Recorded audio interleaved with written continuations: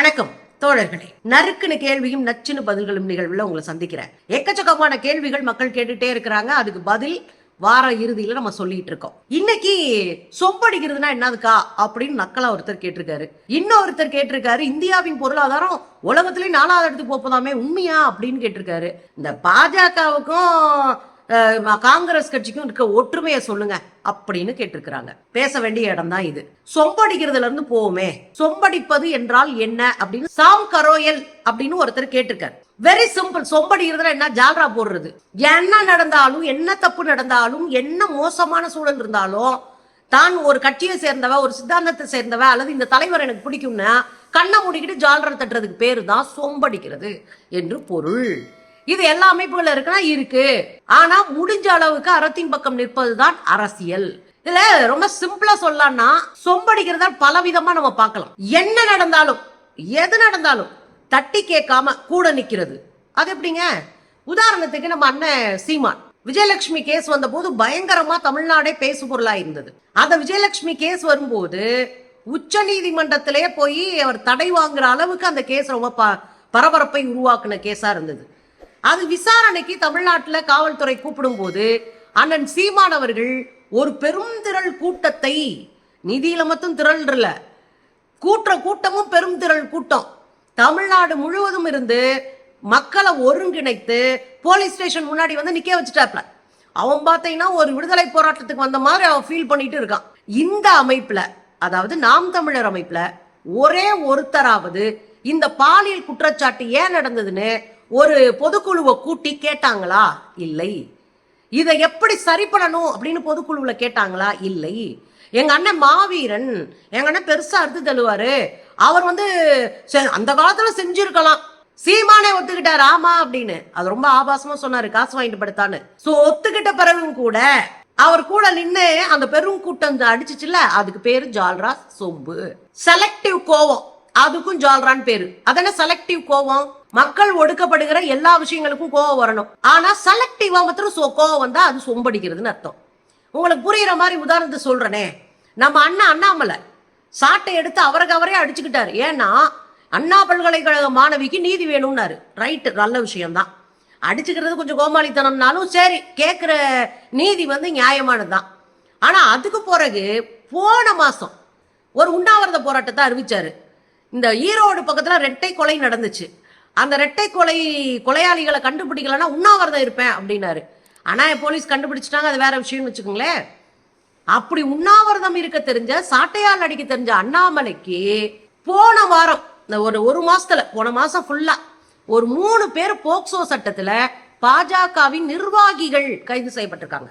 தென்காசி பக்கம் நீலகண்டன் ஒருத்தன் கைது செய்யப்பட்டிருக்கான். மதுரையில MS ஷான் ஒருத்தன் வந்து கைது செய்யப்பட்டிருக்கான். இப்படி 3 போக்சோ சட்டம் போன மாசம் மட்டும். அதையே நீங்க கேட்கவே இல்ல, அதுக்கு ஏன் அடிச்சுக்கல அப்படின்னு கேள்வி எழும்ல. அப்படி அடிச்சுக்கலன்னா செலக்டிவா கோவப்படுறாங்கன்னு அர்த்தம். இந்த செலக்டிவா கோவப்படுறதும் திட்டமிட்ட ஒரு சொம்பு தான், சொம்படிக்கிற வேலை தான். இன்னொன்னு கூட இருக்கு. இங்கே பொள்ளாச்சி வழக்குல குற்றவாளிகளை கைது செய்ய மாட்டேன்ட்டாரு நம்ம ஐயா எடப்பாடியாரு. ஆனா இங்க வந்து பயங்கரமா நீதி கேட்டு அண்ணா யூனிவர்சிட்டிக்காக போராடினாரு. அதுக்கப்புறம் பாத்தீங்கன்னா இங்க திருவள்ளூர்ல ஒரு பாலியல் பிரச்சனையில போய் போராடினாரு. ஆனா இவரே தான் கூட்டணி கட்சியா இருந்தாலும் பாஜக பண்ண பாலியல் வன்கொடுமை இருக்கு இல்லையா, 15 வயசு குழந்தைங்களை ரேப் பண்ணி போக்சோல போயிருக்கா, அதுக்கு போராடல. அப்ப இது வந்து செலக்டிவா போராடுவது, ஒரு வகையில சொம்படிப்பது. பிம்பத்தை ஊதி பெருசாக்குறது. அதென்ன பிம்பத்தை ஊதி பெருசாக்குறது? மோடி கண் சிவந்தால் பாகிஸ்தான் அழிந்து விடும் அப்படின்னு ஒரு உருட்டு ஊட்டி விடுறது. இதெல்லாம் பிம்பத்தை ஊதி பெருசாக்குறது. தமிழ்நாட்டுல பாருங்க, அண்ணாமலை இருக்கிற வரைக்கும் சும்மா திமுக கதறி கிடந்துச்சுங்க அப்படின்னு அண்ணாமலை படத்தை போட்டு சிங்கம் புறப்பட்டது, சிங்கம் நிக்குது, சிங்கம் பல்லு வளர்க்குதுன்னு போட்டுக்கிட்டே இருப்பானுங்க. இதெல்லாம் சொம்படிக்கிறதுன்னு அர்த்தம். ஆக தம்பிக்கு சொல்றேன், நியாயத்தின் பக்கம் நின்று கூட்டணியா இருந்தாலும் கேள்வி கேட்பது அரசியல். எந்த சூழலிலும் நியாயத்தின் பக்கம் நிற்பது அரசியல். ஆனா அந்த நடுநிலையில நிப்பேன் அப்படி இல்லைன்னா, கெட்டவனா இருந்தாலும் குற்றவாளியா இருந்தாலும் நான் சேர்ந்து நிப்பேன் அப்படின்னா அதுக்கு பேரு செம்படிக்கிறது. புரியுதுங்களா? அப்புறம் இன்னொருத்தர் கேட்டார், ஏங்க இந்தியா 4வது பொருளாதார நாடா மாற போதுங்க, ஜப்பானிய பின்னுக்கு தள்ள போது அப்படின்னு கேட்டாரு. போன வாரம் பூரா இந்த நியூஸ் தான் ஓடிட்டு இருந்துச்சு. மோடியுடைய ஆட்சியில 10 ஆண்டுகள்ல இந்தியாவினுடைய பொருளாதாரம் வளர்ந்து இருக்கிறதா அப்படின்னு ஒருத்தர் கேள்வி கேட்டிருக்காரு. அவர் பேரு ஜமானுல்லா யூசுப் கான். என்னன்னா 10 வருஷத்துல இந்தியா பயங்கரமா வளர்ந்துருச்சு, ஜப்பான் வந்து பின்னுக்கு தள்ளி 4வது இடத்துக்கு இந்தியா போக போகுது அப்படின்னு உலக நாணய மையம், உலக நாணய மையமே சொல்லுது இந்தியா 4வது இடத்துக்கு பொருளாதார வளர்ச்சியில போகுது அப்படின்னு. அப்ப அது உண்மையா தானே இருக்கும் அப்படின்னு நீங்க நினைச்சீங்கன்னா அது உண்மைதான். ஆனா அந்த உண்மையில பல கேள்விகள் இருக்கு. நாடு பொருளாதாரத்துல வளர்ந்ததா இருக்கா? இருக்கு. எத்தனை பேருக்கிட்ட இருக்கு? 1% இருக்கிற பெருமுதலாளிகள், அதானி, அம்பானி, மிட்டல், இது மாதிரி டாடா பிர்லா போன்ற பெரும் பணக்காரர்கள் 1% இருக்காங்க. இந்த 1% இருக்கிற பெரும் பணக்காரர்கள்ட்ட 40.5% இந்திய சொத்து இருக்கு. ஒரே 1% 40.5% இந்தியாவினுடைய வளங்கள் இருக்கு, சொத்து இருக்கு, தொழில் இருக்கு, பணம் இருக்கு. ரைட்டு. மத்தவங்க மொத்தமா 1% பெரிய சொத்து வச்சிருக்காங்களா? மொத்த ஏழைகளும் இந்தியாவில் இருக்கிற மொத்த ஏழை எளிய மக்கள்கிட்டையும் இருக்கிற சொத்து 3%. 1% கிட்ட 40.5 இருக்கு, 80-90% கிட்ட வெறும் 3% சொத்து இருக்கு. இடையில மிடில் கிளாஸ் கிட்டன்னு ஒரு 30% சொத்து இருக்கு. இப்ப புரியுதுங்களா உங்களுக்கு? ஒட்டுமொத்த சொத்தும் 1% இருக்கிற பணக்காரர்கள் கையில இருக்கு. இப்ப பணக்காரனா வளர்ந்துட்டு இருக்கான், ஏழை இல்லாதவனா போயிட்டு இருக்கான். சட்டி பொட்டிகளை தூக்கிக்கிட்டு வெளி மாநிலங்கள்ல உணவுக்காக, அடிப்படை தேவைக்காக ஒரு மனிதர்களை விட மோசமா நடத்தப்படுகிற சூழலுக்கு தொழிலாளிகள், பாட்டாளிகள் தள்ளப்பட்டிருக்கிறாங்க. இதுதான் இந்தியாவுடைய உண்மையான பொருளாதார நிலைமை. சரி, இந்தியாவினுடைய சராசரி வருமானம் என்ன அப்படின்னா என்ன? ஒரு மனுஷன் ஒரு வருஷத்துக்கு எப்படி சம்பாதிக்கிறான்? அரசு கொடுத்த புள்ளி விவரத்தின்படியே 2023-24 கொடுத்த புள்ளி விவரத்தின்படி ஒரு ஆண்டுக்கு ஒரு மனிதன் சராசரியா 1,70,000. அப்போ ஒரு மாசத்துக்குன்னு பாத்தீங்கன்னா 14,000 சில்லற. ஒரு 14,000 ரூபாய் வச்சு ஒரு குடும்பம் ஓட்டுறாங்கன்னா இந்த நாடு பொருளாதாரத்துல வளர்ந்துருச்சுன்னு சொல்றதுக்கு வெக்கப்பட வேண்டாமா? வெறும் 14,000 ரூபாய் வச்சு ஒரு குடும்பம் கல்வி, மருத்துவம், போக்குவரத்து, சுகாதாரம், அடிப்படை உணவு, தங்குமிடம் இவ்வளவையும் 14,000த்துல பார்க்கணும். இது எப்படி வளர்ச்சின்னு ஒத்துப்பீங்க? தலை மட்டும் வீங்கினா அதுக்கு பேர் வளர்ச்சி கிடையாது, அதுக்கு பேர் வீக்கம். உடம்பு சராசரியா வளரணும். கையும் காலும் உடம்பும் மூளையும் தலையும் சராசரியா வளரணும். ஒரே வளர்ச்சி போக்குல இருக்கணும். அதுதான் வளர்ச்சி. இப்ப ஏற்பட்டிருப்பது வீக்கம். இந்தியாவின் பொருளாதாரத்தில் ஏற்பட்டிருப்பது வீக்கம். பெரும்பணக்காரர்களாக மாற்றப்பட்டு இருக்கிறார்கள். அதனால இந்தியா வளர்ந்ததா ஒரு பிம்பம் உலக நாடுகளுக்கு வந்துருது. அந்த வளர்ச்சி என்பது சிலருடைய தனிப்பட்ட வளர்ச்சியே ஒழிய ஒரு நாட்டினுடைய வளர்ச்சி இல்லை. அப்போ ஒரு நாடு வளர்ந்துச்சுன்னா என்ன செய்யணும்? பொருளாதாரத்துல மந்த நிலையை சரி பண்ணணும். பொருளாதார மந்த நிலைனா என்ன? விலைவாசி ஏறக்கூடாது, வாங்குற சக்தி தனி மனிதனுக்கு இருக்கணும். போய் காய்கறி கூட வாங்கி சாப்பிட முடியாம, பருப்பு கூட வாங்கி சாப்பிட முடியாம ஒரு பெரும் கூட்டம் இருக்குதுன்னா நீ வளர்ச்சின்னு சொன்னீங்கன்னா அது கேவலமான வேலை இல்லையா? அதுதான் நம்ம கேட்க வேண்டிய கேள்வி.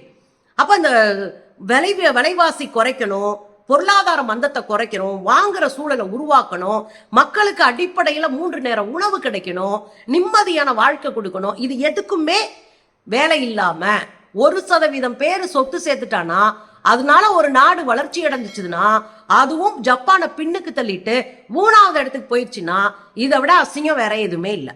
இந்தியாவில நோபல் பரிசு பெற்ற பொருளாதார நிபுணர் அமர்த்தியா சென். இந்த அமர்த்தியா சென் ஒரு குறிப்பிட்ட புத்தகத்துல குறிப்பிட்டிருக்காரு தமிழ்நாடு, கேரளா, ஹிமாச்சல் பிரதேச பத்தி. இவங்க மனிதர்களையும் சமூக நீதி, மனித வளம், நம்ம அதிகமான மக்கள் தொகை இருக்கிற நாடு, அப்ப மக்கள் தொகைக்கு ஏத்த மாதிரியான வேலை வாய்ப்புகளை அவங்களே உள்ளடக்கிய வளர்ச்சியை திட்டமிடணும். அப்படி தமிழ்நாடு, கேரளா, ஹிமாச்சல் பிரதேசம் 3ம் மக்களையும் அவர்களுடைய வளத்தையும் அவர்களுடைய வளர்ச்சியையும் சமூக நீதியையும் உள்ளிட்டு திட்டங்களை தீட்டுகிறது என்று அமர்த்தியா சென் சொல்லுகிறார். அப்போ ஒன்ன புரிஞ்சுக்கணும், தமிழ்நாட்டுல வளர்ச்சி என்பது எல்லோருக்குமான வளர்ச்சியாக அதை மாற்றுவதற்கு கடும் முயற்சியை அரசு செய்யுதுன்றத நான் சொல்லல, பொருளாதார மேதை நோபல் பரிசு பெற்ற அமர்த்தியா சென் சொல்றார். இப்போ உங்களுக்கு புரிஞ்சிருக்கும்னு நினைக்கிறேன். இந்தியாவில் பொருளாதாரம் வளர்ந்துருக்குன்னா வளர்ந்துருக்கு, ஆனா பணக்காரங்க கையில பொருளாதாரம் இருக்கு. ஏழைகள் உணவு இல்லாம பசி குறியீட்டுல, அதாவது பட்டினி குறியீட்டுல நம்ம இன்னும் பின்னாடி இருக்கோம். பட்டினி குறியீட்டுல பின்னாடி இருக்கோம்னா என்ன அர்த்தம்? 40 கோடிக்கு மேல இரவு உணவு இல்லாம செத்துட்டு இருக்கிறாங்க. ஒரு வருஷத்துக்கு 5 லட்சம் குழந்தைகள் சரிவிகித உணவு இல்லாம செத்துட்டு இருக்கிறாங்க. இன்னும் சொல்ல போனா 15 லட்சம் குழந்தைகள் சரிவிகித உணவு இல்லாம சரியான வளர்ச்சி இல்லாம இருக்கிறாங்க. இதெல்லாம் இந்தியாவில் இருக்கிற புள்ளி விவரங்கள். அப்போ உணவு இல்ல, குழந்தைகள் வளர்ச்சி அடைய முடியல, வேலை வாய்ப்பு இல்ல, இன்னும் சொல்ல போனா தற்கொலைகள் அதிகமா நடக்குது. அப்படின்னா இதை எந்த வகையில நீங்க வளர்ச்சியில சேர்ப்பீங்க? அப்ப வளர்ச்சி என்பது அனைவருக்குமானதாக இருக்கிறதான்னா இல்லை, இது 1% பணக்காரர்களுக்கான வளர்ச்சியே அப்படின்றத மக்கள் தெளிவா புரிஞ்சுக்கணும். பாஜக ஆட்சி தொடரும் என்றால், பாஜக எல்லா மாநிலங்களிலும் ஆட்சியை பிடிக்கும் என்றால் எல்லோரும் தட்டெடுத்து ரோட்ல நின்று பிச்சை எடுக்க வேண்டிய நிலைமைக்கு தள்ளப்படுவோம் என்கிற உண்மையும் புரிஞ்சுக்கணும். அடுத்த ஒரு கேள்வி கேட்டாங்க, பாஜக காங்கிரஸ் என்ன ஒற்றுமைங்க அப்படின்னு சார்ஜ் கேசவன் அப்படின்னு ஒரு தோழர் கேட்டிருக்காரு. பாஜகவும் காங்கிரஸும் அப்படின்னா என்ன ஒற்றுமை அப்படின்னு நீங்க பாத்தீங்கன்னா ரெண்டும் தேசிய கட்சிகள். முதல்ல அதை புரிஞ்சுக்கணும். பாஜக கடந்த ஒரு 15-16 ஆண்டுகள் ஆட்சி செய்த ஒரு கட்சி.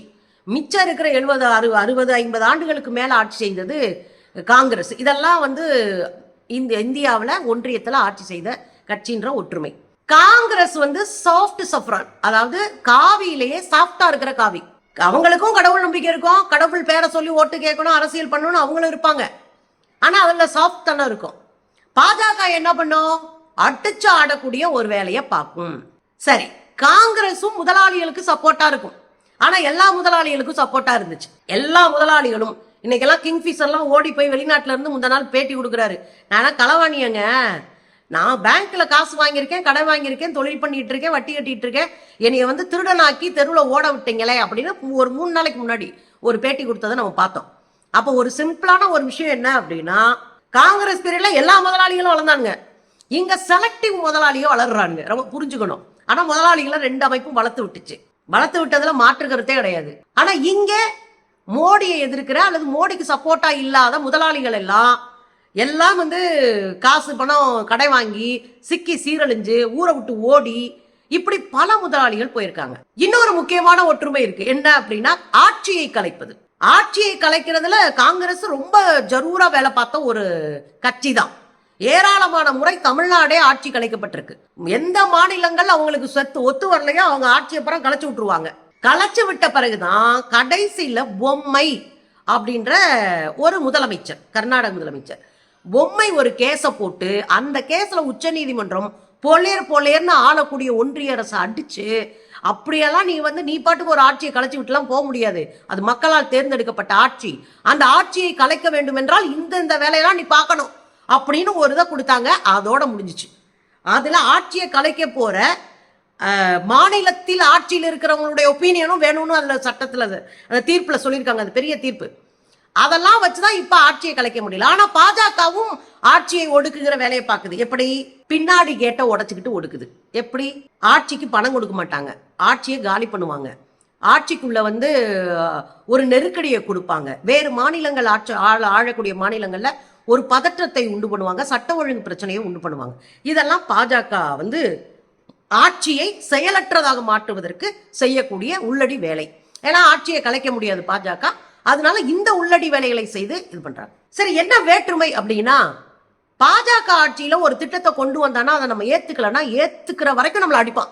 உதாரணமா கல்விக்கு மும்மொழி கொள்கை, அப்புறம் புது நியூ எஜுகேஷன் பாலிசி, புதிய கல்விக் கொள்கை, இந்த இதெல்லாம் நீங்க ஏத்துக்கலன்னா நான் காசு தர மாட்டேன்னு 2500 கோடி ரூபாய் வச்சுட்டு உட்காந்துருக்கான். புரியுதுங்களா?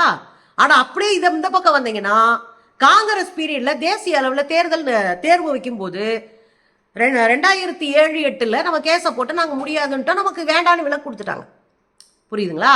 இதே நீட் தேர்வு அறிமுகப்படுத்தும் போது நம்ம எல்லாம் சேர்ந்து நீட் தேர்வை காலி பண்ணி சட்ட போராட்டம் நடத்தி நீட் தேர்வே இல்லைன்னு ஆக்கிட்டோம். அதுக்கு பிறகு இவங்க நீட் தேர்வு கொண்டு வந்தானுங்க.